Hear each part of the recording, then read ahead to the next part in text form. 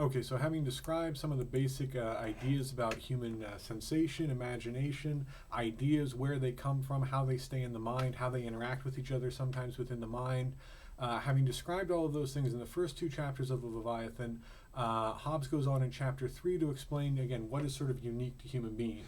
What sort of thought is particular or unique to human beings as opposed to other animals.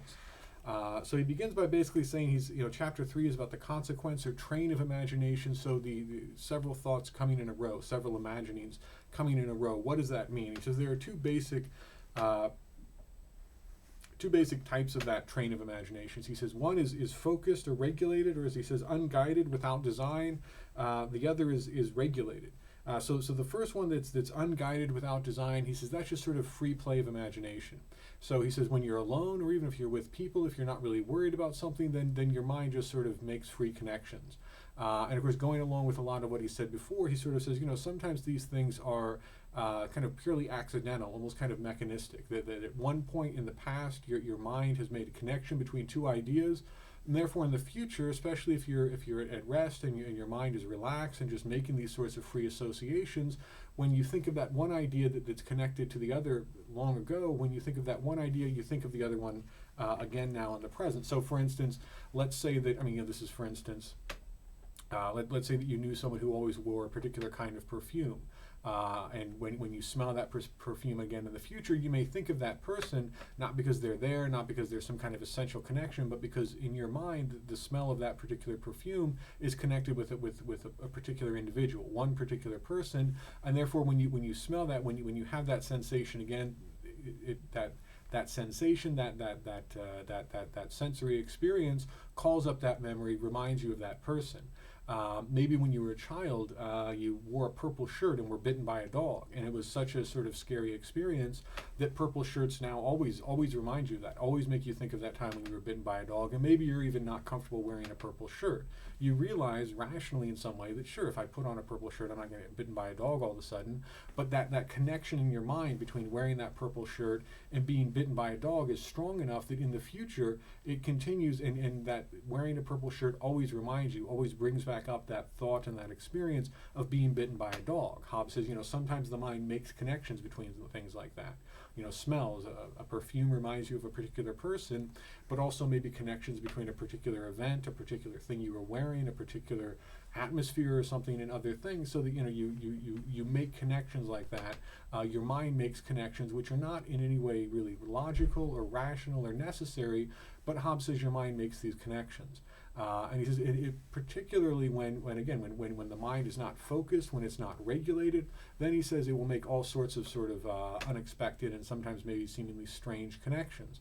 So he tells the story of a debate in Parliament over the Civil War. And he says in the middle of this very, very serious debate, someone asked, what was the value of a Roman penny? And Hobbes says, of course, people thought that this person was a fool and that he was, how can you possibly ask about something so trivial at a time like this?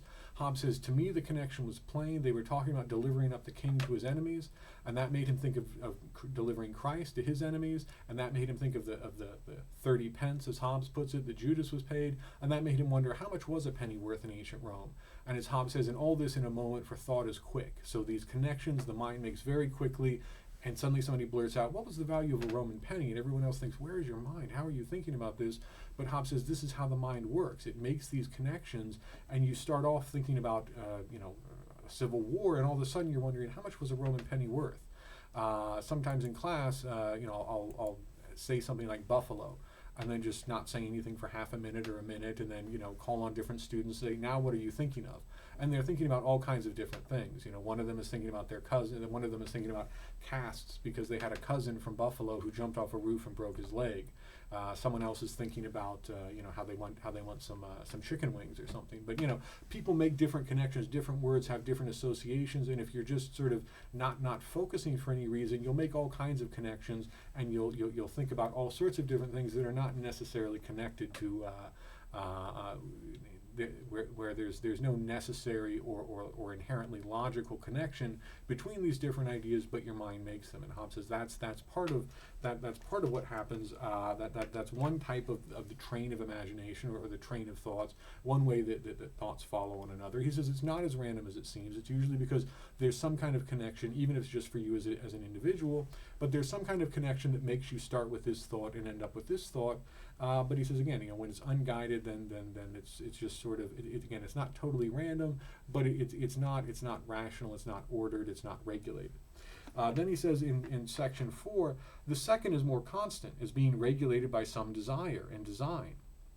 So he says, the regulated kind of thought is regulated by a desire, and therefore by a particular design or plan or end. So what focuses thought? Desire, wanting to get something or wanting to avoid something. He says that's what really focuses the mind.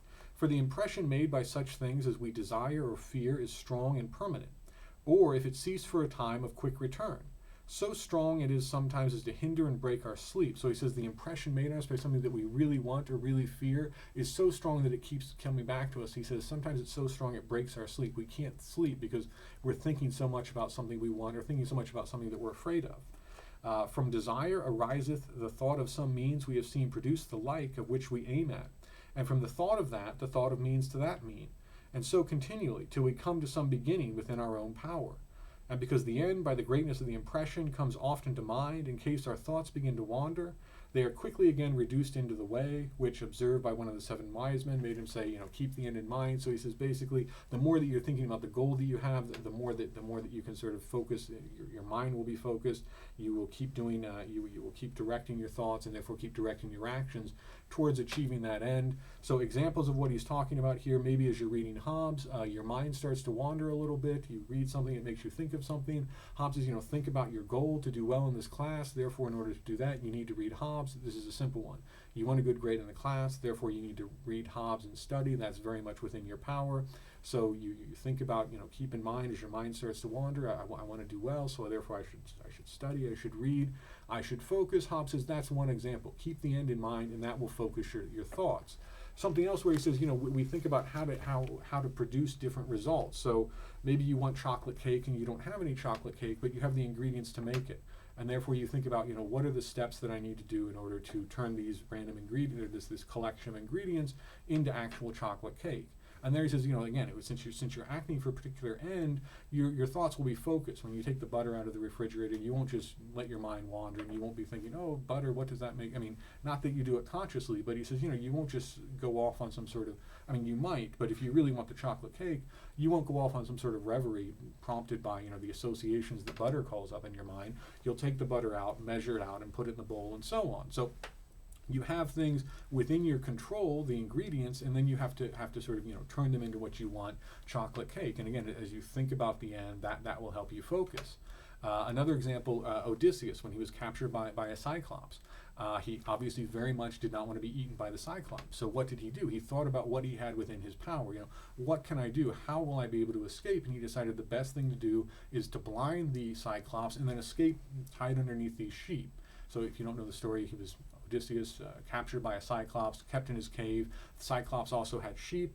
So Odysseus thought the only way that we can escape is if we blind the cyclops and then tie ourselves under the sheep. And then when he feels for us among the sheep, he won't feel us because the sheep were huge and people could hide underneath. All he'll feel is the sheep, and therefore we'll escape that way. That's our only chance. He said we can't move the boulder. It's too strong. There's nothing within our means that will enable us to do that. So he said the only thing to do is to blind the cyclops. So he waited for him to get drunk. He took a big pole or stick and turned it into a weapon and poked out his eye. And then I won't get into the whole story, but basically he blinded the cyclops, did what he thought. So basically he wanted to do this one particular thing, escape from the cyclops, but he didn't have that within his power. So what did he have within his power? A few things that he could do, turn something into a weapon. This big pole that he and his men picked up and turned into a weapon to poke out his eye.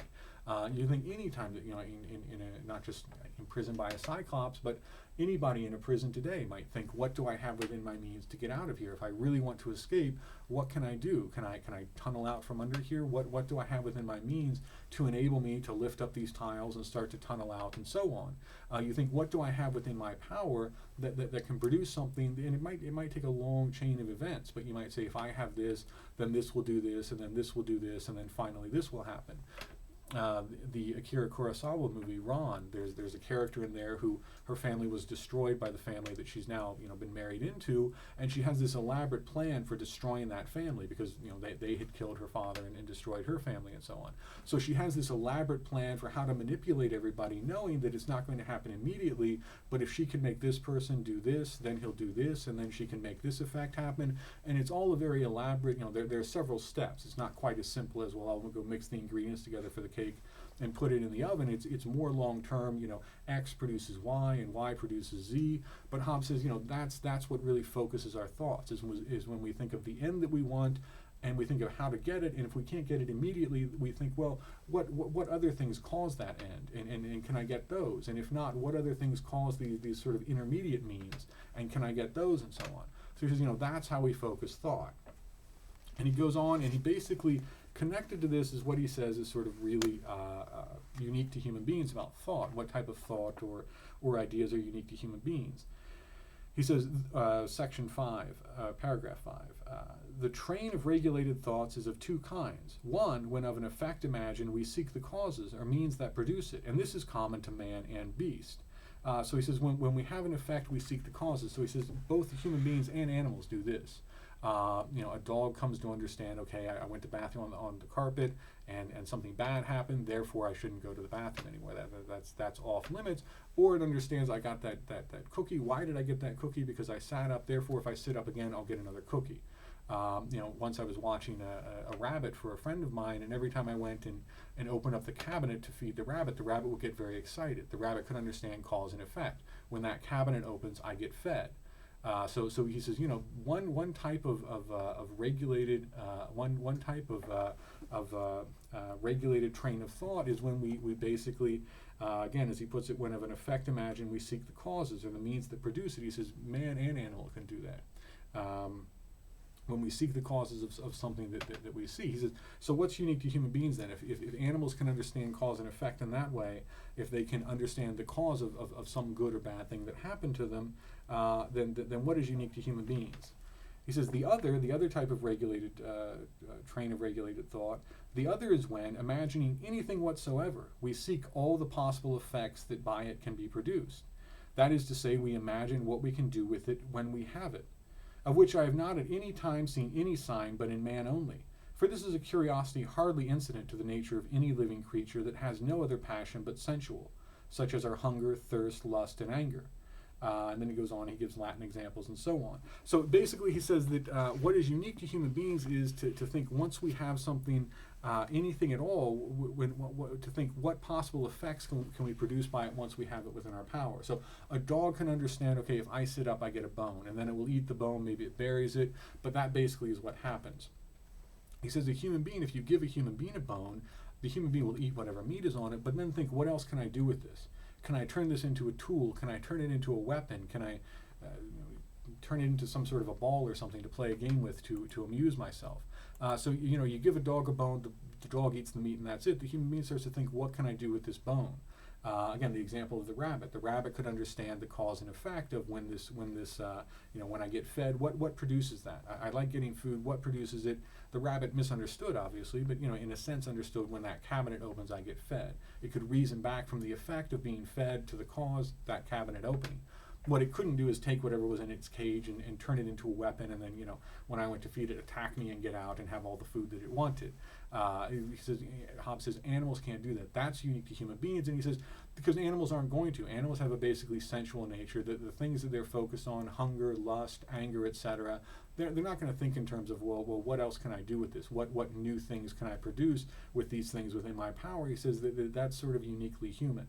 And so he says, that's what's unique to human beings, again, is to think when you have something within your power, what else can you do with it? What new things can you do with this thing that you now have within your power?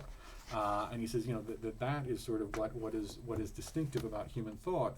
The rest of he goes on, he talks about the rest of chapter 3, he talks about prudence and wisdom. He says, in terms of trying to understand the future, that has a lot to do with our experience, with what we understand and so on, based on the past. He says prudence comes from experience.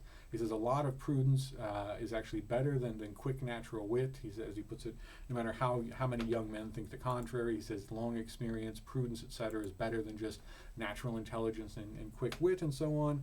So he says, when the way that human beings do this, here he's talking about the way that they do it sort of without any kind of formal method or science, what he'll talk about in chapter 5. And he says, prudence sort of is good in that situation.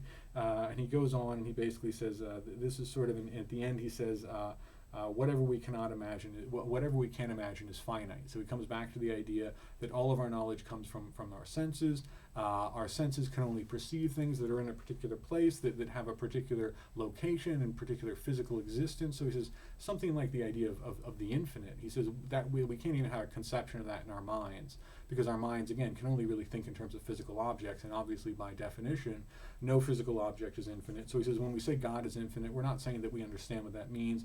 We're just saying that to honor God. And then he goes on and criticizes, as the note points out, schoolmen who have a sort of more kind of Roman or Catholic understanding of the Eucharist. He criticizes them, saying that when they, we don't really need to get into that, but the basically criticizes them, saying that by saying that God is everywhere or in two different places, because of real presence, the idea that when the Eucharist or when communion is being given, if Jesus is always there, or if God's presence is somehow always there, then Hobbes says then you're saying that he's somehow in different places at different times, or at different places at the same time. And Hobbes says that's kind of ridiculous. That makes no sense. So again, a kind of foray there into religious controversy of the day. But basically, that's sort of, so he says, chapter 3, what's unique to human beings is thinking about how to produce new effects with things that we have within our power. So he goes on in chapter 5, and basically what he talks about in chapter 5 is science, and he says science is sort of the formal, rational, sort of ordered way to sort of come up with theorems and aphorisms, as he says, basically to put in general terms how to actually produce the effects that we want with particular causes. So this basic capacity is unique to human beings of thinking, what new things, what new effects can I produce with the means that I have within my power? And Hobbes says science is the unique human ability to actually put those into general propositions, and to understand whenever I have X and Y, I can always, if I combine them in this way, produce Z. And Hobbes says, that's what he talks about in chapter 5, science and so on. So chapter 5 begins, basically he sort of has this idea that reason is a kind of reckoning or adding up of names and words, a kind of a count, as he says sometimes. So he has this almost kind of mathematical notion of what reasoning is. So he says, if you're going to reason correctly, you need to have very exact and correct definitions. If your definitions are wrong, even one of them, then your entire chain of reasoning will be wrong. Just like he says, if you're adding up a bunch of bills, if you've added up one of the individual bills incorrectly, then your entire account will be off. He says in the same way, reasoning requires exact, correct definitions, and then you build on those in a chain, and you come to the right conclusion. He says, when you judge incorrectly in sort of everyday life, we call that error. But he says when you reason incorrectly, it's absurdity or senseless speech. He says then you're kind of coming to rational conclusions that make no sense on the basis of what's come before, and he says that's absurdity. He says sometimes we call it error, but it's not just error in the sense of I thought it was going to rain and it didn't. You're actually saying something absurd. You're actually saying something that is again, as he says, it's just kind of senseless speech. Okay, so let's look at what he says about science here in chapter 5. So paragraph 6. I have said before in the second chapter that a man did excel all other animals in this faculty, that when he conceived anything whatsoever, he was apt to inquire the consequences of it and what effects he could do with it. So, human beings think when he sees anything, what are the consequences? What effects does that produce? And therefore, what consequences or effects could I produce if I had this thing within my power? He says, and now I add this other degree of the same excellence, that he can by words reduce the consequences he finds to general rules, called theorems or aphorisms. That is, he can reason or reckon not only in number, but in all other things whereof one may be added unto or subtracted from another. So here he says, the basic, I add to that the fact that, again, that you can by words reduce the consequences he finds to general rules, called theorems or aphorisms. And so he says, just like in mathematics, you can come up with certain equations that are always true. He says human beings also can basically come up with general ideas, general formulations, theorems, aphorisms that say these causes, if you put them together, will always produce these effects. So take a very simple example. Human beings can come to understand boiling water kills bacteria. Kills germs and so on, and therefore they can say anytime that if you need to sterilize something, if you have water and you have a strong enough heat source, boil the water, and that will always kill bacteria. Again, it's a very simple example, but Hobbes says boiling water will always kill bacteria. If you put these two chemicals in this proportion at this temperature together, you will get this result. Maybe it's a third kind of chemical, a compound. Maybe it's an explosion. But Hobbes says, that's what science is. We can put these things in general terms and understand, okay, this is how we produce these things consistently. Whenever you have these particular means at your disposal and you're able to follow these exact rules, you're able to produce these effects. And again, he says, that's what science is. That's what science is being able to put these things in general terms so that everybody can understand. Again, a simple example, boiling water kills bacteria. So if you want to sterilize something, if you just want to make sure that your food is free of bacteria, just put it in boiling water. Obviously, depending on how thick the meat is, it may not boil all the way through immediately. So, not giving cooking tips here. Don't just drop it in boiling water and eat it. That's not what I meant. But basically, he says, again, that's what science is: the ability to put these things in general terms, and therefore to understand whenever we have these means, whenever we have these two chemicals, if we combine them in this way, we'll always get this result.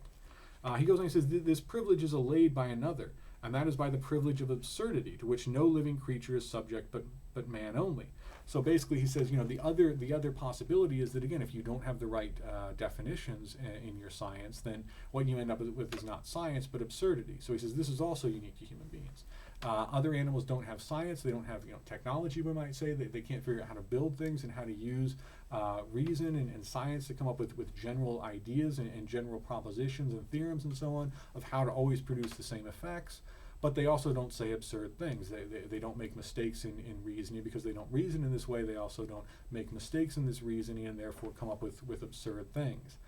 So Hobbes goes on, he sort of describes the various causes of errors we don't need to get into. And so then he says in paragraph 17, by this it appears that reason is not, as sense and memory, born with us, nor gotten by experience only, as prudence is, but attained by industry. First, in apt imposing of names, and secondly, by getting a good and orderly method in proceeding from the elements, which are names, to assertions made by connections of one of them to another, and so to syllogisms, which are the connections of one assertion to another, till we come to a knowledge of all the consequences of names appertaining to the subject in hand, and that is what men call science. So basically what he says here is, at the very beginning there, he says reason is not like sense and memory that's just born in us and that we just acquire simply through living. He says, all human beings are born with sense. We're born with the ability to remember things, and therefore we acquire prudence with experience necessarily. He says these things are just born into human beings. He says science isn't. Science isn't something that you're just isn't a capacity that you're just born with and that you just develop necessarily automatically through experience. He says science is something that has to be attained through education and industry, work and so on. He describes how. So again, it's not simply a natural it's not simply a natural capacity or faculty for human beings. It's not something that simply arises in human beings naturally. He says, and whereas sense and memory are but knowledge of fact, which is a thing past and irrevocable, science is the knowledge of consequences and dependence of one fact upon another, by which, out of that we can presently do, we know how to do something else when we will, or the like another time. Because when we see how anything comes about, upon what causes, and by what manner, when the like causes come into our power, we see how to make it produce the like effects. So again, he says, sense, memory, you might remember how something happened once, you may remember a particular connection, but there may be no necessary connection between them, and he'll talk about that later when he talks about religion and so on. But he says, sense and memory, these are memories of things past. And although you may have even understood correctly the causes that produced a particular event in a particular situation, some of the examples he gives in chapter 3, he says that's not yet science. Science is a knowledge of consequences that are always true, that this knowledge of consequences is always true. So these particular things always produce these particular effects. And Hobbes says, again, that's what science is. It's not knowledge of how something happened once, how X caused Y one time. It's how X will always cause Y. And therefore, anytime you have X, you can always produce Y. or how, X and Y together always produce Z. So if you have X and Y, you can always produce Z. If you have these two chemicals and combine them in this way, you'll always produce this third compound chemical. And Hobbes says, again, that's what science is. It's the ability to always do these things in the future if we have these means. So general rules about how to produce particular, highly desirable results. So again, not just to say, well, one time, for some reason we had a really good harvest this one year, I remember that, but instead to say, okay, what exactly is it that causes plants to grow? It's these particular chemicals, put them together, create artificial fertilizer that will help the plants grow even better. Not because of things that may have worked in the past, but because we have absolute knowledge of how these things produce growth in plants. And therefore, by producing this fertilizer, we will always be able to increase the crop yield and so on, the strength of the plants and so on, because again, it's science. It's not sort of this, sometimes this works, this has worked in the past for me. It's this will always work because again, we understand cause and effect in this way. He goes on, he says, the vast majority of human beings have no knowledge of science. They govern themselves according to sort of their natural abilities and inclination. He says, above all, good and bad luck. They are mainly just govern themselves according to how lucky they are. But he says, ignorance is better than absurdity. Again, not knowing science is better than having absurd ideas, a kind of pseudoscience that lead you to say, ridiculous or irrational things.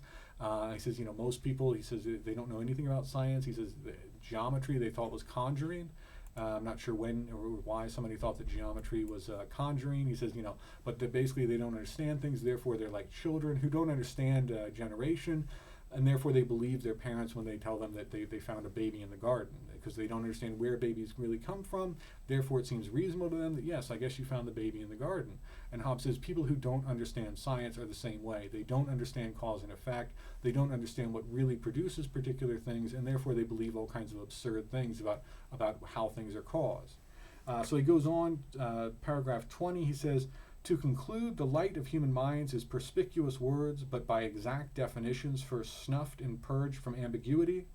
Reason is the pace, increase of science the way, and the benefit of mankind the end. So the benefit of mankind, the relief of man's estate, the purpose here of science is not just to know abstract truth for its own sake, but to actually be able to use that knowledge to benefit humanity. So it's not just sort of doing experiments about the nature of light or something, although obviously that would be part of science. But what he really says here, again, with his emphasis on science as knowledge of consequences, to some extent knowledge of the nature of light, that may not even qualify as science for Hobbes. It might be some kind of idle speculation. What he really means is, here's how you produce a good fertilizer that will enable you to produce more food to feed everyone. Here's how you make antibiotics. Vaccines. Here's how you produce a vaccine which will prevent polio or something. Here's how you come up with cures for diseases. Again, not folk cures, things that work sometimes and where the causation, where the cause and effect is imperfectly understood. Here's how you cure these diseases using these particular things. Here's how these antibiotics, these vaccines, and so on, here's how they prevent disease. Here's exactly what they do. Again, precise knowledge of cause and effect that is always true, universally true. And Hobbes says, that's what science is. It's for the benefit of mankind, to make us safer and healthier, more comfortable, and happier, and so on. And he finishes the chapter by basically distinguishing prudence and science. He says that basically he sort of gives the example of knowledge of arms. So we could say something like fencing. He says that really, if two people are very good with arms, but one of them has the knowledge of all the different ways that they could be attacked, or all the different ways that they could attack someone else, if they have the real science of fencing, let's say, he says that will be infallible. If they have the basic skill and the science, then they will be even better. So he ultimately says that he's not against prudence. Again, he says prudence is very useful in a lot of situations. Science may not apply. You may not be able to have a science of everything. There may not be a science of fencing, although he uses that as his example. But where there is science, he says science is better than prudence, because again, science is infallible. Science means the necessary connections between certain events, necessary cause and effect relationships between different things. And therefore, if you can get the causes into your control and know how to use them properly, know how to produce the effects, then you can always consistently produce the effects. And so Hobbes says, that's that unique human way of thinking. What effects can I produce with what I have within my power? And then science is the way to make that, to sort of come to understand these things and to express them in universal terms, theorems, etc., so that you can always produce those effects and do that, as he puts it, for the benefit of mankind, to make human beings safer and healthier and so on.